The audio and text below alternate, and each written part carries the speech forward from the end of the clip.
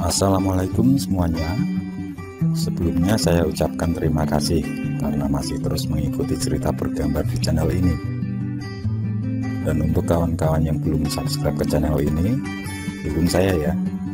Klik tombol subscribe dan klik logo lonceng untuk bisa berlangganan gratis di video cerita bergambar selanjutnya.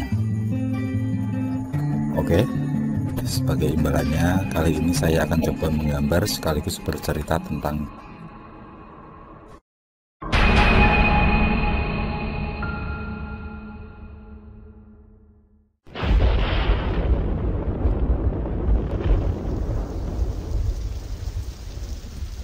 hujan lebat menguasai malam. Sesekali terdengar letusan geledek menembus relung hati. Di dalam rumah, Hardiman melihat dengan seksama sebuah baja berbentuk paku. Satu benda yang diberikan sosok Suyatmi pada Harningsih. Dan malam ini adalah ritual kelima kalinya sejak menemukan paku tersebut. Hardiman merasa aneh, karena paku tersebut diberikan pada saat ini, bukan nanti saja sewaktu kontrak tukar darah berlangsung. Kan awake dhewe iki kudu nglawan kuntil anak kowe kan, supaya Harningsih tetep urip. Kumbini berucap lirih di antara suara gemuruh hujan. Hardiman masih terdiam, masih memandangi setiap sisi paku dengan teliti. Setelah beberapa saat, barulah dia membungkus benda tersebut dengan kain mori sambil membuka percakapan dengan istrinya. Hardiman akan menemui salah seorang kenalannya yang merupakan ahli spiritualis. Dia akan menggali informasi tentang barang tersebut, sekaligus mencari tahu kelemahan sosok Suyatmi, sehingga dia akan membuatnya menjauh. Hardiman mulai lupa bahwa sosok itulah yang telah berjasa menolongnya, termasuk anak dan istrinya. Dan hal itu juga dilakukan oleh Kumbini. Dia tidak ingin kesepakatan berlanjut sampai harus kehilangan Harningsih. Dengan tersenyum tipis, dia memandang suaminya yang selesai membungkus paku. Ada harapan menyelamatkan Harningsih ketika usianya 17 tahun kelak. Berkebalikan dengan Harningsih, yang justru siap dengan alur hidup yang harus dijalankan. Di seusianya, dia telah mampu berpikir dengan matang. Dia tidak ingin ingkar janji pada sosok yang telah mengembalikan kehidupannya. Tapi sekuat apapun dia mendebat orang tuanya, tidaklah ada harapan untuk dikabulkan. Baik Hardiman maupun Kumbini tetap berniat menyingkirkan Suyatmi agar tidak muncul lagi dalam dunia yang bukan tempatnya bergentayangan.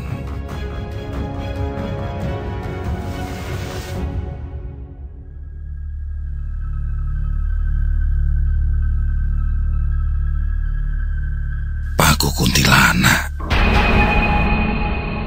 ucap Ki Wongso setelah memahami benda di tangannya. Diurut goresan di setiap sisinya yang merupakan tulisan raja. Tidak semua orang bisa merasa seperti itu selain orang sakti mandraguna. Mendengar itu, Hardiman dan Kumbini saling bersautan dalam bertanya. Pada intinya adalah tentang kegunaan dan cara kerja paku tersebut. Ki Wongso memberitahu bahwa paku kuntilanak ada bermacam-macam bahannya.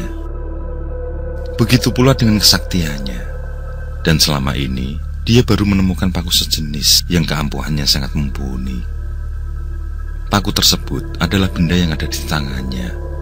Ki Wongso melanjutkan, jika kegunaannya adalah untuk menyatukan dua alam, yakni alam gaib dan alam nyata. Tapi tidak semudah yang dibayangkan, karena semua harus dengan izin si pembuat paku. Jadi, tidak semua orang yang meninggal secara tidak wajar, di mana rohnya masih mengambang, bisa kembali ke dunia nyata dengan paku tersebut. Namun hanya ada satu tujuan saja paku itu bersemayam. Ki Wongso mengakhiri ucapannya dengan terdiam, sementara Hardiman dan istrinya ikut terlalu dalam keheningan. Tidak berani lagi bertanya dan hanya menunggu titah dari Ki Wongso. Kabeh kuwi iki nyangkut anakku, Ki, ucap Kumbini yang kelihatan tidak sabar. Diceritakanlah di mana Harningsih mendapat paku tersebut, juga cara merawatnya selama dimiliki, termasuk juga tentang perjanjian yang telah disepakati dengan sang kuntilanak. Sok malam Jumat Kliwon, aku tak moro ning omahmu, ucap Ki Wangsa sambil mengembalikan paku yang sudah dibungkus kain mori. Sesaat kemudian, lelaki tua dengan kumis dan jenggot panjang ubanan itu melinding tembakau. Sementara Hardiman dan Kumbini menunggu ucapan selanjutnya. Barangkali ada syarat khusus yang harus dipersiapkan. Dan memang benar, Ki Wangsa kembali bertutur setelah menyulut tembakaunya. Tapi kali ini bukan tentang syarat ritual, melainkan memberikan pengetahuan tentang dunia gaib. Bahwasanya alam manusia berdampingan dengan alam gaib, yang mana di alam itu tidak ada hari yang terang benderang. Suasana di sana seperti suasana malam yang cerah oleh cahaya bulan. Secara garis besar, hanya ada dua macam makhluk halus, yakni yang memang diciptakan oleh Tuhan sebagai makhluk halus, yang berasal dari manusia yang telah meninggal, namun tidak mencapai titik kesempurnaan. Sehingga masalah yang belum terselesaikan membuat ruh mereka bergentayangan. Semua itu adalah kenyataan, bukan ilusi atau bayangan belaka. Ki Wangsa menuturkan lebih jauh tentang alam lain itu, bahwasanya ada 7 alam dan para penghuninya. Lebih lanjut, dia memberitahu secara rinci ke-7 alam yang dimaksud. Yang pertama adalah Demit. Sosok ini menguasai pegunungan yang menghijau dan sejuk hawanya. Kedua adalah Siluman.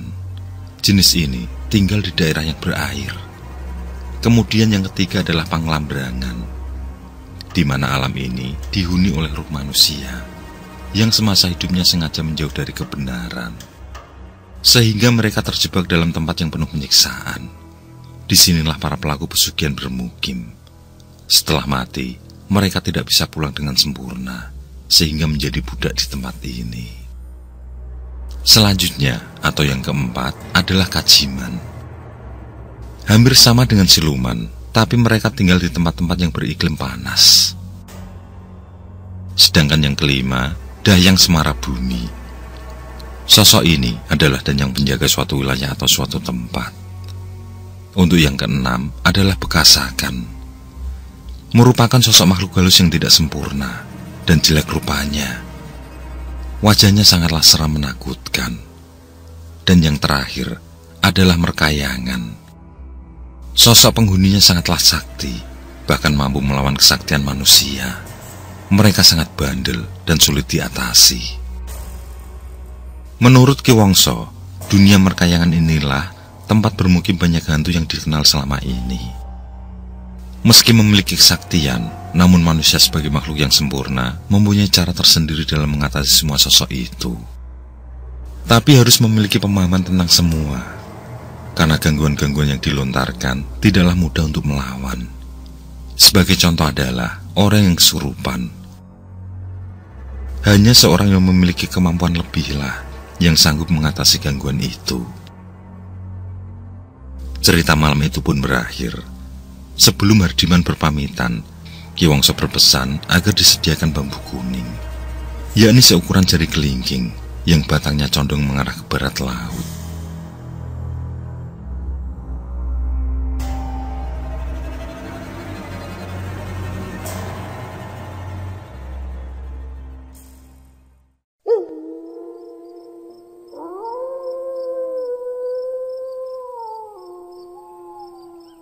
Malam itu pun tiba.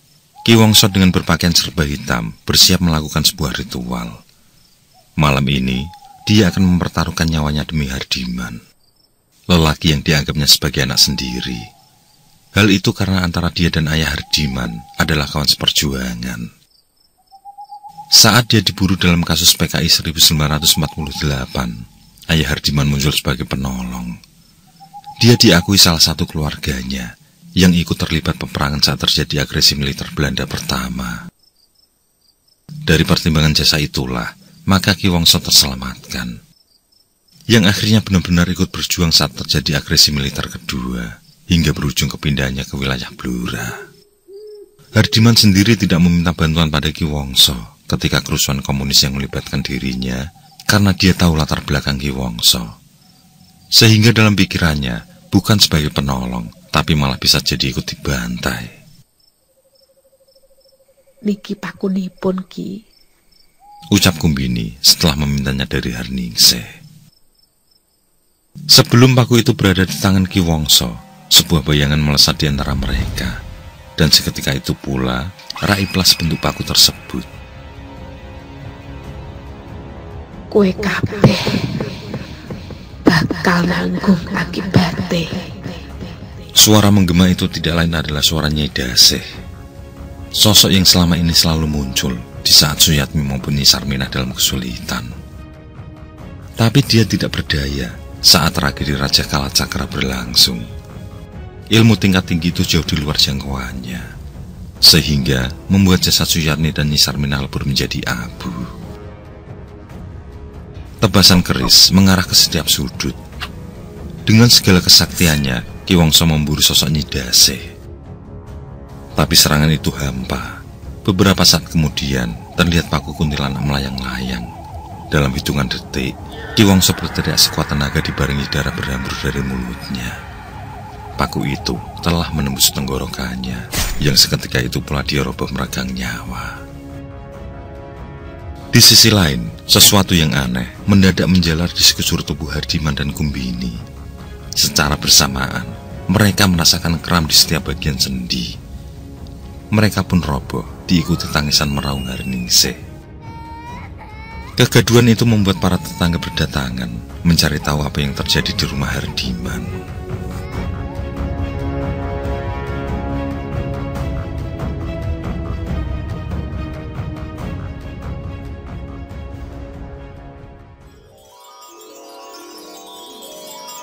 Sepuluh tahun kemudian, 1975. Dengan senapan angin di pundak, seorang gadis membawa binatang buruannya. Dia melangkah pelan sambil melihat keadaan sekeliling.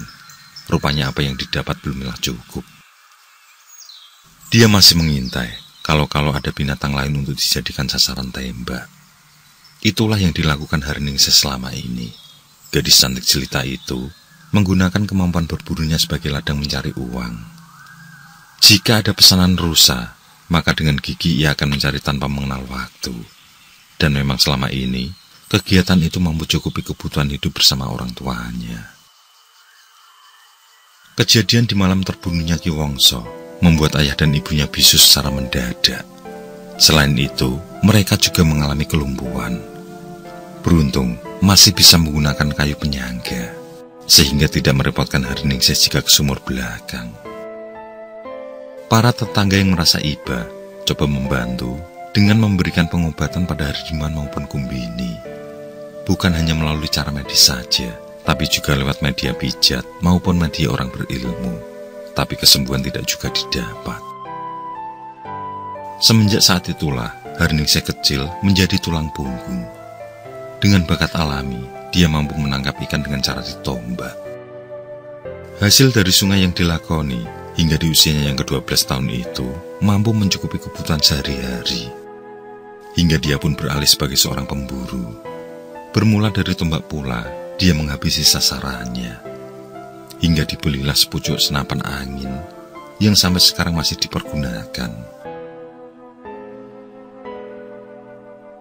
Sementara untuk benda yang disimpannya secara rahasia, yakni paku kuntilanak, selalu dilakukan ritual di setiap malam Jumat Kliwon, di mana sebulan lagi kesepakatan itu akan berlangsung. Meskipun selama ini sosok Suyatmi tidak pernah muncul mendatanginya, namun dia sudah siap jiwa raga jika tiba-tiba datang menagih. Dia akan pasrah dengan kehidupannya selanjutnya.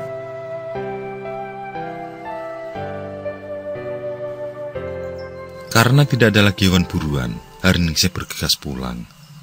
Sejenak, dipandangnya 5 ekor bajing di antara burung tekubur yang sudah diikat sedemikian rupa.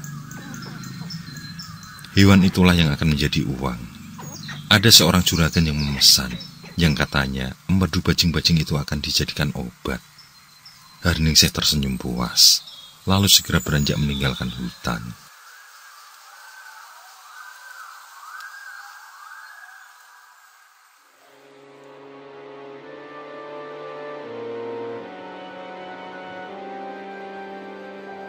Sesampai di rumah, nampak seorang pemuda duduk di bangku bambu teras gubuk. Ngapunten, madosi sinten nggih? Tanya Harningsih sopan. Pemuda itu berdiri, lalu balik bertanya. Dia ingin memastikan bahwa rumah tersebut adalah rumah Harningsih. Setelah gadis jelita di hadapannya mengiyakan, perkenalan pun terjadi. Pemuda yang bernama Wasto itu adalah anak juragan Mundi, yang disuruh ayahnya mengambil pesanan karena anak buah yang biasa lagi ada tugas lain. Harningsih segera membuka pintu, lalu memberi silakan masuk. Selama ini, juragan Mundi merupakan salah satu orang yang selalu memesan hewan buruan pada Harningsih. Dan selama itu pula, Wasto tidak pernah datang untuk memesan maupun mengambil pesanan. Entosi sekedap nggih, tak siap kiriin. Sekalian tak gawak ke wedang. Ucap Harningsih sebelum meninggalkan tamunya. Wasto mengamati ruangan sekitar. Tampak rapi meski hanya bilik bambu reot. Sejenak kemudian terdengar suara wanita batuk-batuk dari dalam kamar. Seandainya ada orang di rumah, mengapa tadi tidak menjawab saat aku mengetuk pintu? Batinnya agak heran. Kuwi mamaku kan, wes loro tahun-tahunan. Harningsih berucap sambil meletakkan minuman di meja. Dia pun menceritakan tentang kondisi ayah ibunya yang bisu. Berawal dari situlah, perbincangan hangat mulai berlangsung, saling melempar pengalaman dan canda, seolah mereka sudah kenal dengan akrab. Seiring dengan habisnya kopi dan kudapan yang disuguhkan, maka usai pula perbincangan mereka. Harningsih menatap langkah Wasto sampai benar-benar menghilang. Ada sesuatu yang dirasakan menjalar di hatinya, cinta. Secepat itulah Wasto menguasai otaknya. Dia pun tersenyum sendiri sambil menyibakkan rambut panjangnya. Memang, selama ini banyak pemuda yang dekat, tapi tidak ada satupun yang mampu membuatnya terpikat. Lain hal dengan Wasto, pemuda itu sangat tenang dan penuh karisma, sehingga membuatnya terjungkal dan terbakar ke dalam api asmara. Tapi bagaimanapun, Harningsih tetap berpikir ulang. Tidak sepantasnya ia mencintai orang seperti Wasto. Derajatnya jauh di atas. Toh Wasto juga belum tentu memiliki rasa yang sama. Lalu, apakah perasaan itu perlu disalahkan? Bukankah Tuhan menganugerahkan pada setiap umatnya?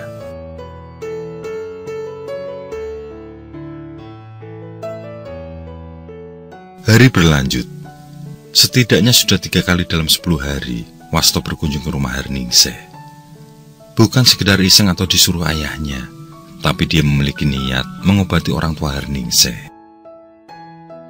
Menurut pengakuannya, selama ini Wasto mondok di Tebu Ireng, yang dalam pengajarannya dia mampu menyerap ilmu kebatinan dan kedikdayaan. Setelah selesai, dia putuskan kembali pulang dan berniat mengajarkan ilmu agama pada warga kampung.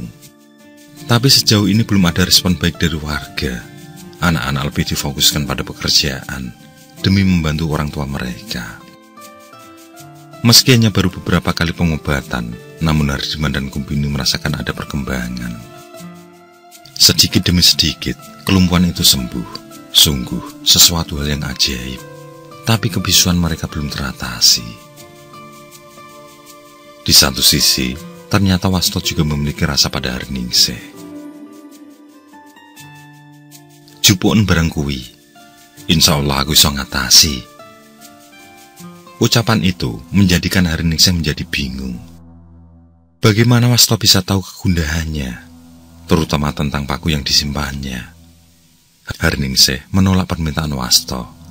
Dia tidak ingin jika apa yang terjadi pada Ki Wangsa 10 tahun lalu juga akan terjadi pada Wasto. Meskipun Wasto meyakinkan tentang kesaktiannya, namun Harningsih tetap menolak. Aku ora kepengen kelangan kuwe, Ningsih. Aku tresno tenan karo kuwe. Ucapan itu membuat Harningsih terkesima. Aliran darahnya berpacu dengan detak jantung. Tapi dia masih mampu menguasai diri.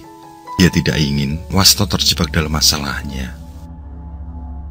Dia pun mengingkari hati nurani. Dengan lantang dia berkata bahwa tidak mencintai Wasto, lalu mengusir Wasto. Wasto sendiri tidak percaya akan ucapan itu. Dia yakin ada sesuatu yang disembunyikan oleh Herningsih. Tapi demi ketenangan para tetangga, Wasto terpaksa mengikuti ucapan Herningsih. Dia mengucap salam, lalu melangkah meninggalkan gubuk Herningsih. Begitu Wasto lenyap di antara gelap malam, tangis Ningsih pun pecah. Dia bingung harus berbuat apa.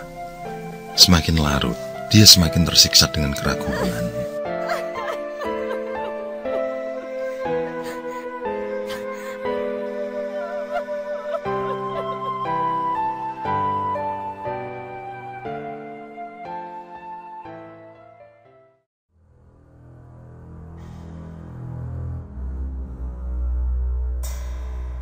Bersama orang tuanya yang dalam masa pemulihan, Herningsih menyusuri jalan setapak menuju tengah hutan, di mana terdapat pohon beringin tua di sana.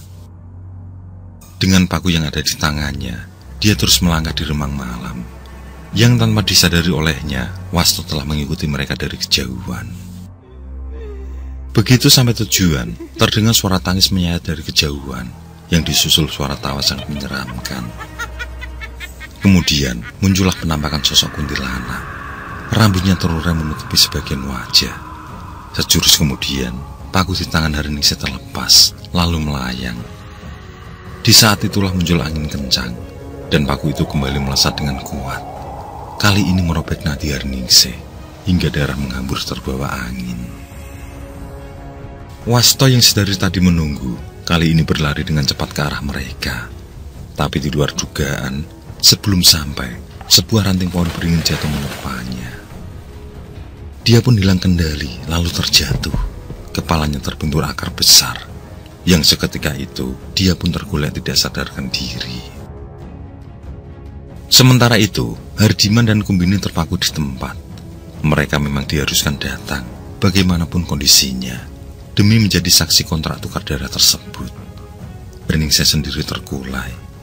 Seiring berhentinya angin, hilanglah sosok Suyatmi. Tancapno paku kuwi nang unyeng-unyengi anakmu. Suara Suyatmi membuat Hardiman dan Kumbini terkesiap. Tidak ada yang bisa dilakukan kecuali mengikuti petunjuk kuntilanak itu. Kumbini meraih paku yang tergeletak berlumur darah putrinya, lalu menaruhnya di atas kepala Herningsih. Sedangkan Hardiman dengan pasrah memukulnya memakai batu sekepal. Begitu paku tersebut amblas sepenuhnya, Herningsih melotot dengan tubuh bergetar. Sejenak kemudian dia tersenyum, lalu bangkit berjalan. Ojo goleki aku. Suara yang keluar dari mulutnya adalah suara Suyatmi. Wasto tersadar dari pingsannya. Dia bingung karena tidak ada siapapun di sekitar pohon beringin. Dia coba mencari menggunakan ilmu yang dimiliki, tapi perjalanan gaibnya tidak menemukan hasil. Di tengah kebingungan yang dirasakan, dia pun pulang menuju gubuk Herningsih. Tapi gubuk itu sudah tidak ada, yang tampaknya ramai warga dan puing bekas kebakaran. Ketika Wasto bertanya tentang penghuninya, tidak ada seorang pun yang tahu keberadaan mereka. Dianya terdiam sambil memandang asap tipis bekas rumah. Dia pun menghirup nafas panjang, lalu beranjak pulang seiring bubarnya warga lain. Baginya, semua telah berakhir. Tidak ada lagi yang perlu dicari. Cukuplah sudah dia mengenal Herningsih dan keluarganya. Mungkin Tuhan memberikan hadiah cinta yang dirasakan sebagai kenangan tanpa jawaban. Kini, dia harus bisa melupakan semua dan lebih fokus pada penyebaran ilmu agama.